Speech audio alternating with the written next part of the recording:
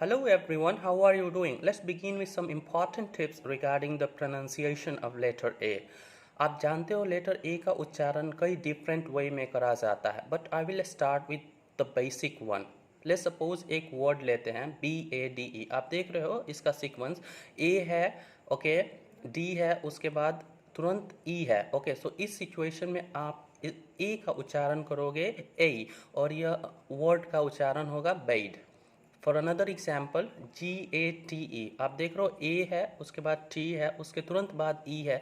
सो इसमें आप ए का उच्चारण करोगे ए और यह वर्ड का उच्चारण होगा gate.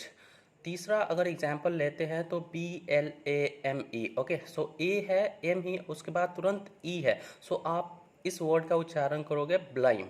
So this is very important to no.